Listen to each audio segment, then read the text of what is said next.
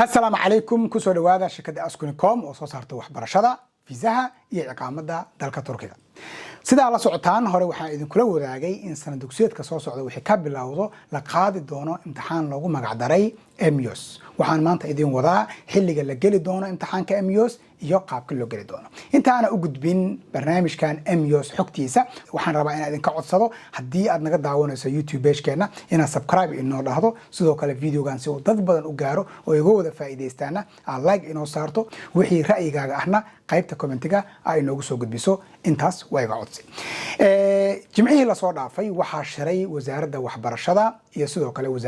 wasaaradda arrimaha dibadda iyo hay'adaha dawladda sida Yunus Emre Maarif iyo guddi ka socdo jaamacadaha dalka Turkiga shirkan waxa looga hadlay qaabkii imtixaankan loo qaadi lahaa iyo xilliga la qaadi lahaa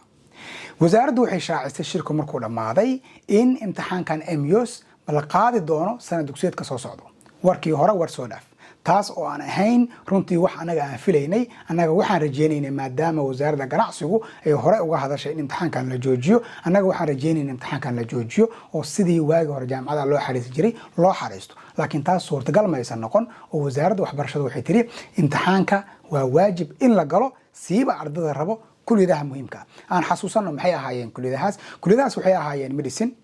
dentistry pharmacy macalinimo law kulliyadaha engineering jimcihii shirkiisii waxaa la soo saaray kulliyadaha engineering iyo kulliyadaha architecture in imtixaan loo geli doono marka hore waxay ahayd kulliyadaha engineering oo kaliya laakiin hadda waxaa la dhahay kulliyadaha engineering iyo kulliyadaha architecture qofkii rabo inuu barto interior architecture ama architecture caadiga ah ama wixii la xiriiro imtixaan inuu galo ayaa waajib ku ah wixii ka dambeeyo sanad dugsiyeedka soo socda imtixaanka goorma ayaa la xareysan karaa iyo halkee laga xareysanaa ilaa ay hadda sida loo xareysanayo laguma dhawaaqin laakiin waxaa lagu dhawaaqay xilliga la xareysan doono imtixaanka MUS wasaaraddu waxay sheegtay in imtixaanka la xareysan doono 2 bisha ilaa iyo 3 bisha saddexaad 2 ilaa 3 bisha saddexaad ardaydu waxay soo xareysan karaan qaab online ku soo xareysan karaan in ay galaan imtixaanka MUS sidoo kale haddii ay ku dhaafto 2 ilaa 3 aad xareysan weyso waxaad dib u xareysan kartaa 12 iyo 15 bisha afraad laakiin waxaad bixi doontaa lacag dheeraad ah oo ka duwan lacagta ay bixiyaan ardada xilliga caadiga xareystay meeshaas maxaa kaaga muuqdo meeshaas waxaa ka muuqdo in imtixaankan xilliga la xareysanayo la bixi doono lacag yani imtixaanku wuxuu leeyahay application fee imtixaanku free ma ah sida meesha ka muuqato wali laguma dhawaaqin imtixaanka qiimihiisa iyo halka laga xareysan doono iyo qaabka loo xareysan doono laakiin waxaa lagu dhawaaqay oo kaliya xilliga sidoo kale imtixaanka waxaa la geli doonaa 29ka bisha shanaad natiijadiisana waxaa lagu dhawaaqi doonaa 29ka bisha lixaad taas oo macnaheedu yahay ardayda kulliyadaha muhiimka u baahan waxay jaamacadaha loo xarey karaa wixii ka dambeeyo bisha 7aad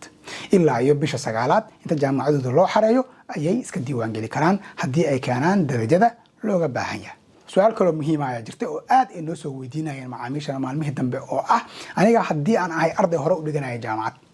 ma waajiba inaan imtixaankan galo sida qoraalkii jimcaha soo baxay ka muuqato waa waajib wasaaraddu waxay ku dhawaaqday ardada jaamacad dhigato ee jaamacad kale rabo inay u bedeshaan ardada jaamacadda gudaheeda maado kale inay u bedeshaan rabo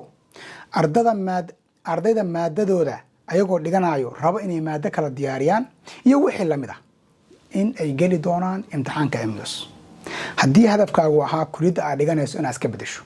oo tusaale ahaan adoo dhiganayo computer aad rabto inaad aado electric waxaa waajib kugu noqon doona sanadka soo socdo inaad gasho imtixaanka MUS sidaas awgeed ardada hadda dhigato jaamacadaha ee u baahan kulliyadda inay iska bedelaan waxaan kula talin lahayn inay iska bedelaan intaan la gaarin 31 bisha December haddii anaga aan kuwa xareynay anaga ka bedeli doono haddii aan la soo xiriirto anagoo la tashanayna jaamacadda in boos uu ka banaan yahay oo la bedeli karo haddii boos uu ka banaan yahay fadlan hadda iska bedel haddii adiga aad toos jaamacadda u xareysatana waxaan kugu talinaynaa jaamacadda la xiriirto oo aad ka codsato ama haddii aad agency kale ka xareysatay inaad agency la xiriirto si uu kaaga caawiyo in maadada lagu bedelo imtixaan la'aan waayo sanadka soo socdo imtixaan ayaa ka horeeyo si aad maadadaada iskaga bedesho sidoo kale waxaa jirta su'aal muhiim ah oo ah imtixaanka halkee lagu galaa sidaas loo galaa wali wasaaraddu kuma aysan dhawaaqin qoraalka u dambeeyay waxaa lagu cadeeyay in laga shaqeynayo hadeer qaabkii imtixaanka lagu qaadi lahaa iyo meelihii lagu qaadi lahaa in mar dhow la shaaci doonana qoraalkii ugu dambeeyay ayaa lagu xusay sidoo kale arrin muhiima ayaa jirto oo horey loogu dhawaaqay laakiin qoraalkii ugu dambeeyay hoosta laga xariiqay oo ah ardada diyaariyo iskuulada internationalka ah oo dhigto iskuulada bareefadka ama English ku dhigto ama Carabi ku dhigto ama luqad kale ku dhigto iskuulada internationalka ardada dhigato 2025 wixii ka dambeeyo waxay geli doonaan imtixaan loogu magac daray